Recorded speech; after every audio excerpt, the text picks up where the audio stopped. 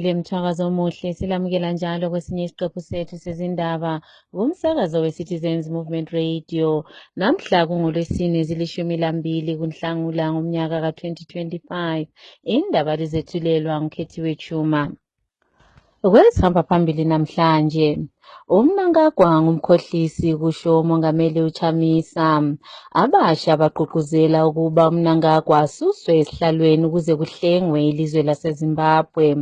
Ngubani osengudidisi kusho uMasaraure ngemva komhlangano kaMnangagwa lo mongameli waseBritain. Nanzi indaba zethu ngokugcweleyo.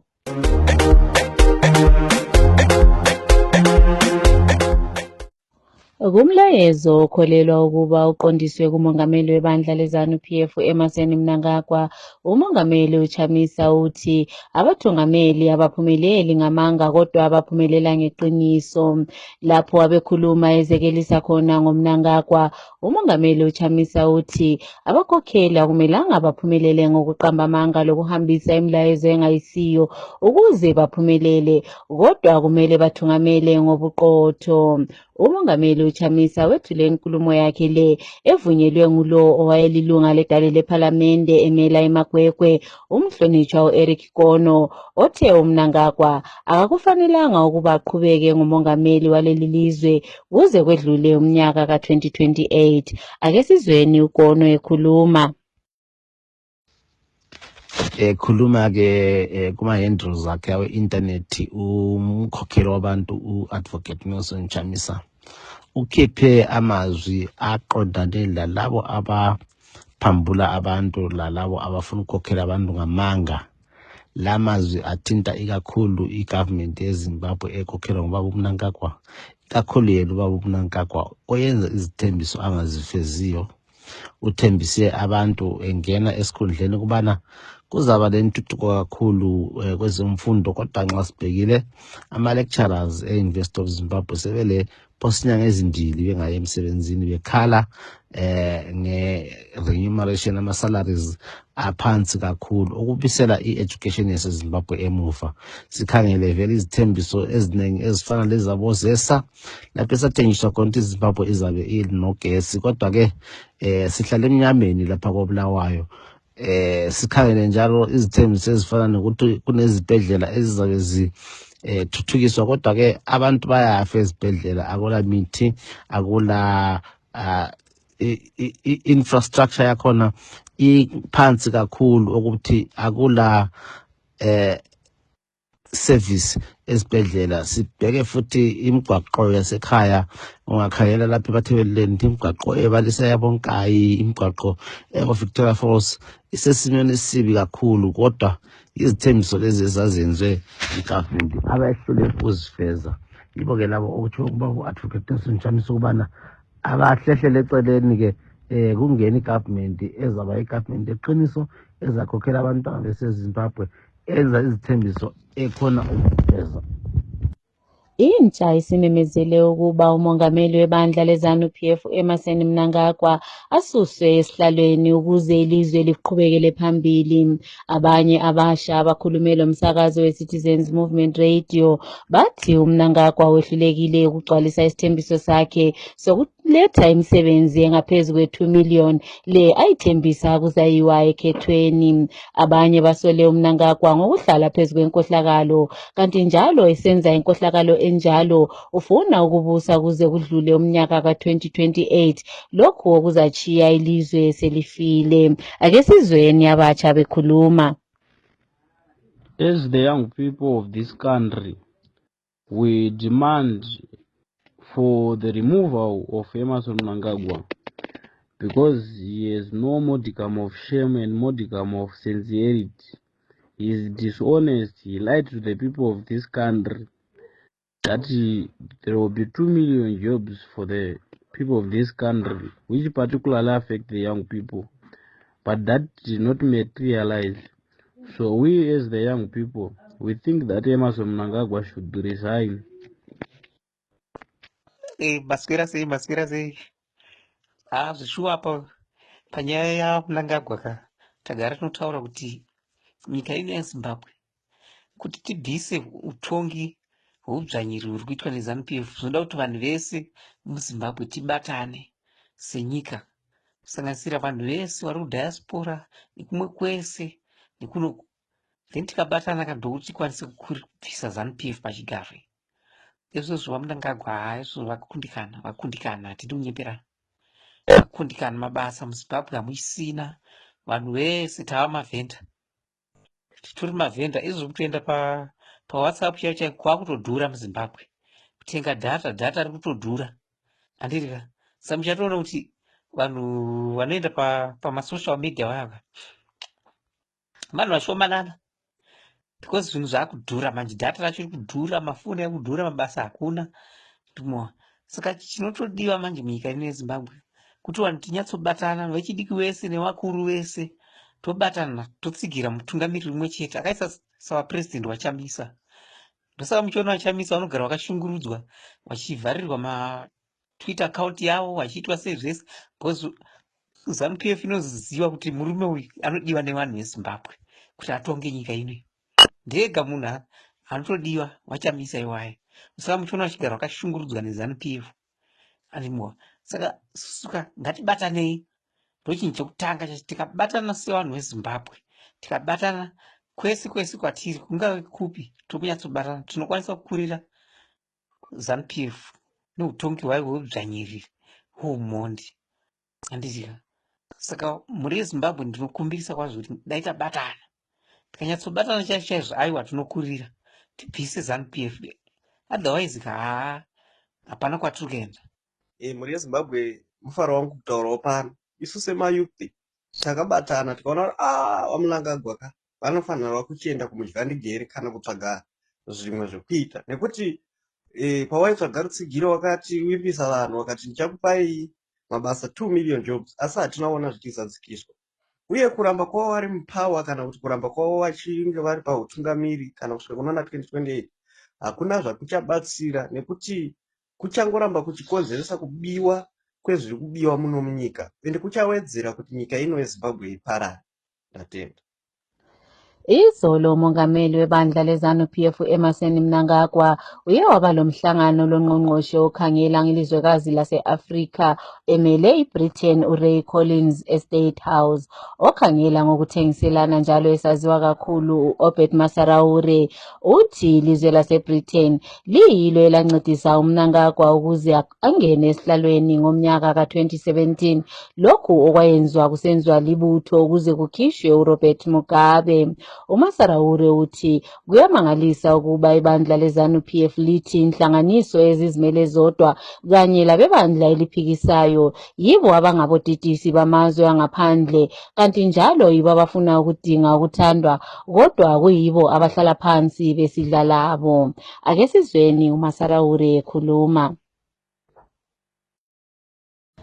Yes, it is hypocritical for the ZANU-PF government, the ZANU-PF establishment, to continue to label all those who oppose them as puppets of the West, when we are all so much aware that the creation of ZANU-PF itself was a project of the West.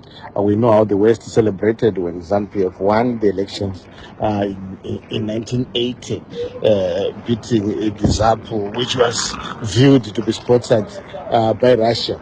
So, but then obviously when they had the fallout with Robert Mugabe, they then came in again and rescued their project through engineering a coup that established Emmerson Mnangagwa. Emmerson Mnangagwa, a proper puppet of the West, a rabid neoliberal.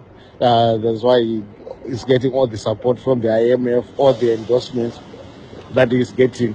It is their project. But what are our interests as a people? Our interest as a people are to complete the liberation project. So the visit of the British minister responsible for African affairs, I don't know why they would need such a minister in the first place, but it's a clear sign that we still have a neo-colonial order to deal with, which unfortunately is being sustained by the likes of Emmerson. So as long as such a comprado remains in office, we will have to deal with all the vices of the neo-colonial project. So we urge ZANU-PF to desist from the sick culture of unnecessarily labeling citizens who are demanding basics as puppets of the West, when we know who the real puppet is. And we call upon the citizens to unite and fight against neoliberalism, fight against the hegemony of the neocolonial order, and establish a new order that benefits the collective. Imbiko evelayo ibika lo wayengungqongqoshe ngaphansi kahulumende kaMugabe ekhangele indaba zangaphandle kwelizwe uWalter Mzembi ungene elizweni ngasese kanti njalo ubelomhlangano lo Emmerson Mnangagwa. UMzembi wabaleka elizweni ngomnyaka ka2018 lapho ebhekane lamacala enkohlakalo angaphezulu kwe2 million. Ohlaziya ngezepolitiki uSimba Mugori uthi ibandla leZANU-PF ngokwehlukana kwabo kukhanya sebefuna ukuyibuyisana ukuze bakhangelisise ngokhetho lomnyaka ka2028. Uye waxwayisa njalo ukuba ibandla eliphikisayo lalo sokumele liziqoqe lizame ukulungiselela ukhetho oluzayo ukuze babhekane lebandla leZANU-PF. Ake sizweni uMgori ekhuluma. Indeed, there are reports that the former Mugabe Foreign Affairs Minister, Walter Mzembi, yesterday privately sneaked into the country and had a private meeting with the octogenarian Emmerson Mnangagwa.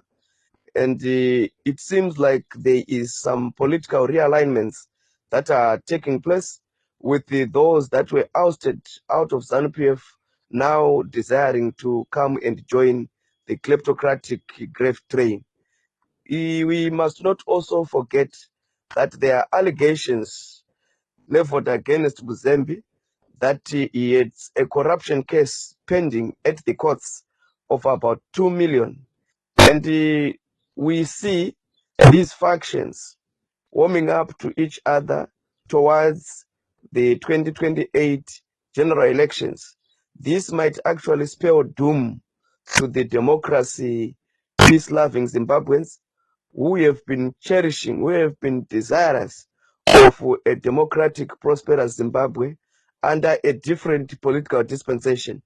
The realignment and the reconfiguration of ZANU-PF with those factions closing ranks actually means that if the opposition is not going to put its house in order before election season, then we are likely to be with the ZANU-PF for the foreseeable future.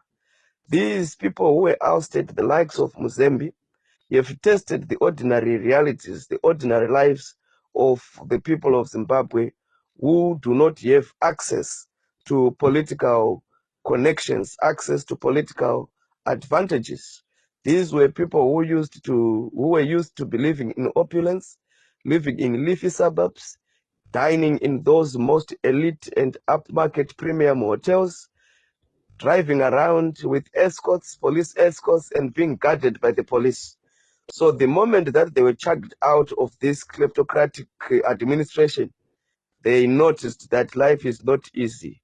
Worse off with a situation whereby they do not have an alternative from which to launch a formidable force against their nemesis, Mnangagwa.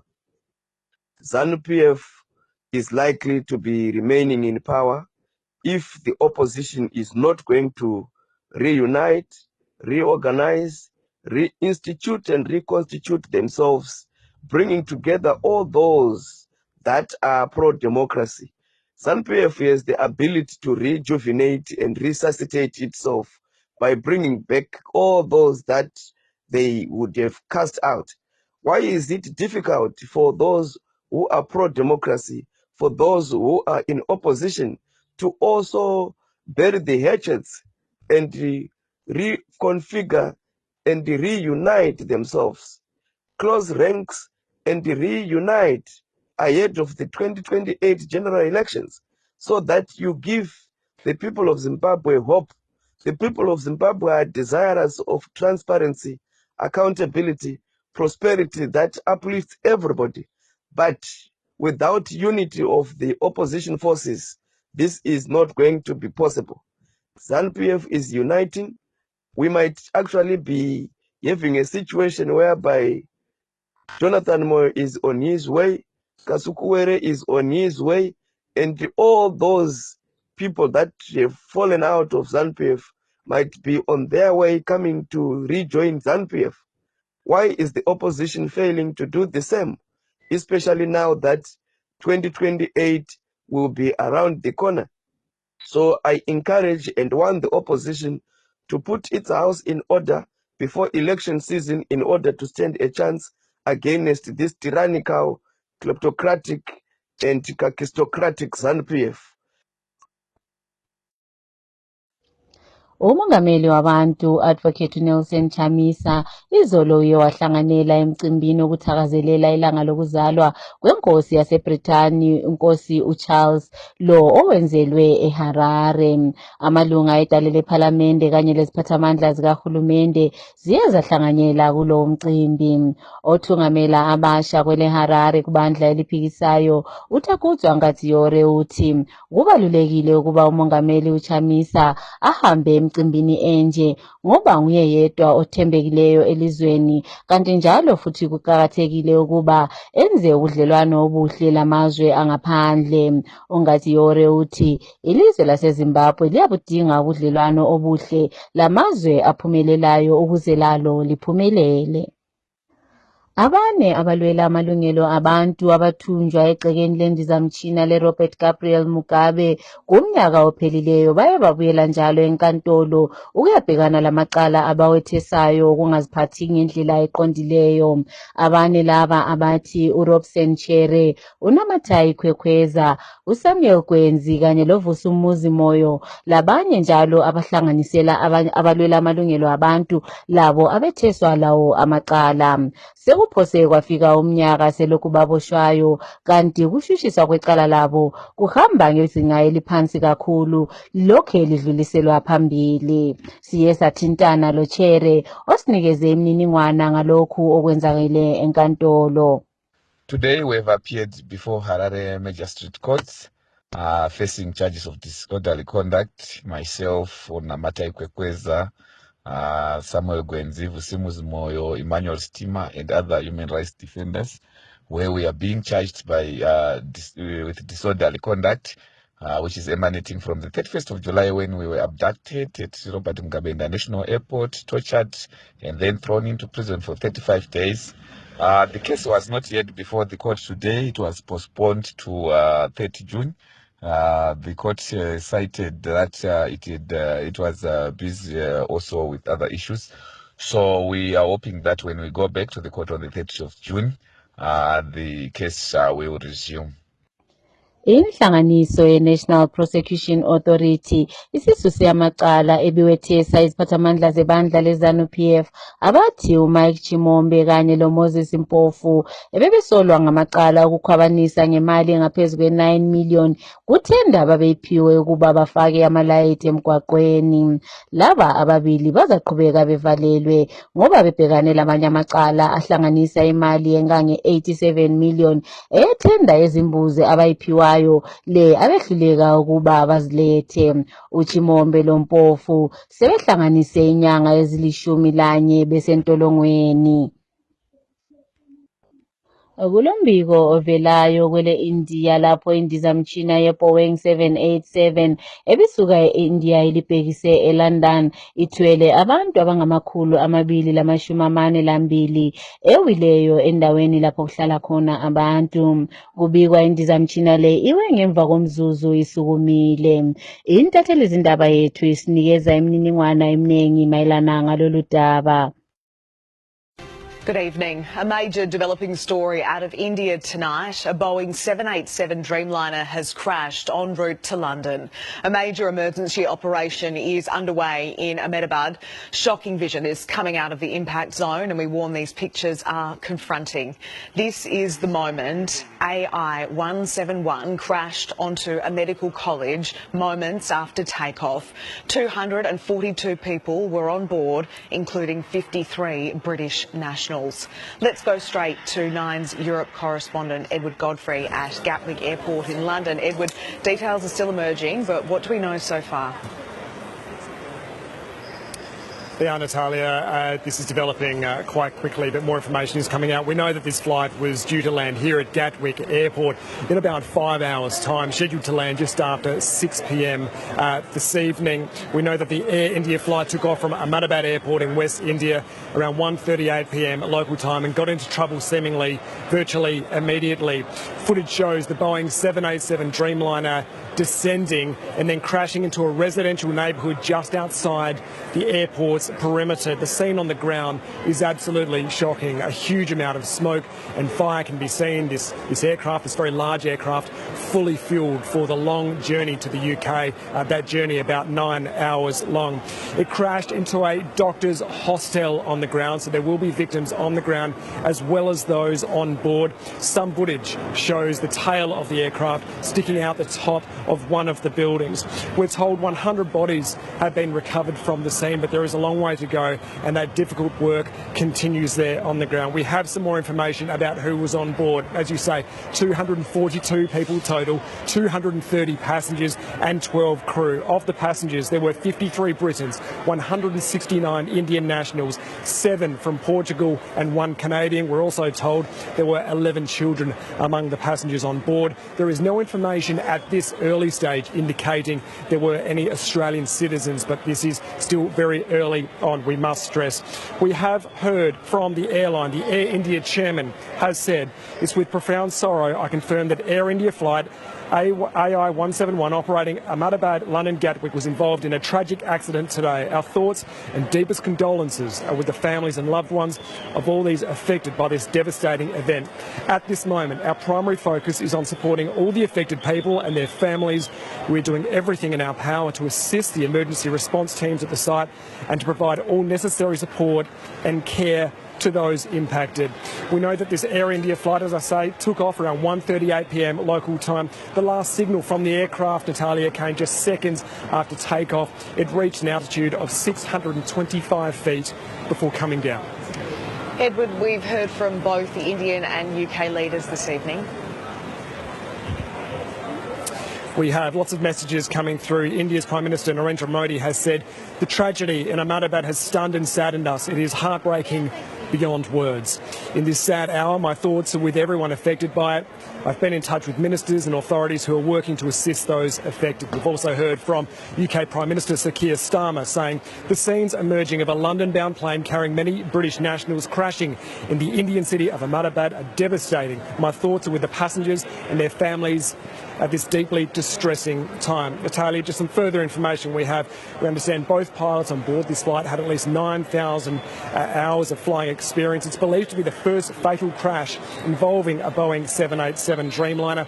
Here at Gatwick Airport, support services are being set up. This is where this flight was due to land just after 6 o'clock this evening. In about 5 hours' time, a reception area is going to be set up for any loved ones, family members and friends who are going to come here to meet their loved ones arriving here. That'll be here to assist those people and to help them get some information as well, Natalia. Edward, thank you.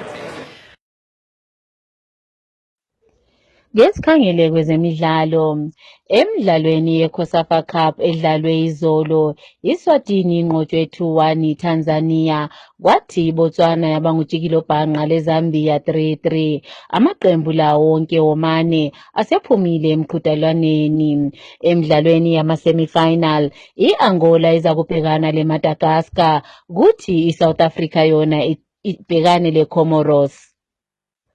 Ngokunye njalo sokucatshangelwa ngabantu kuba kuyindlela yokuthatha elinye lamaqembu enguqu elikhulu elizweni alifake esikhwameni. uWicknell Chivayo kubikwa usethe uza kunikeza ngemali engange-1 million edoleni leMelika ngomnyaka ukuze eseke iqembu leHighlanders. uChivayo, owaziwa kakhulu ngabantu ngenkohlakalo, uthi usewanikeza ngemali engange-250,000 emalini yedola leMelika kuqembu leHighlanders ukuze baqhube umsebenzi wabo wansuku zonke.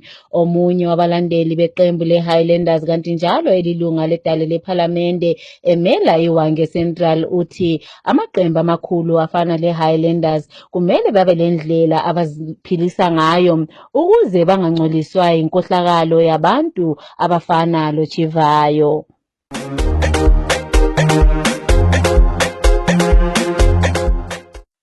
Ukuziphetha lezi ndaba kumsakazo we-Citizens Movement Radio nanze bezigijima phambili. Mnangagwa ungumkhohlisi kusho uMongameli uChamisa. Intsha imemezela ukuba uMnangagwa asuswe esihlalweni ukuze kuhlengwe iZimbabwe. Ngubani osengudidisi kubuza uMasaraure ngemva komhlangano kaMnangagwa loNgqongqoshe waseBrithani. Siziphetha lapha lezi ndaba.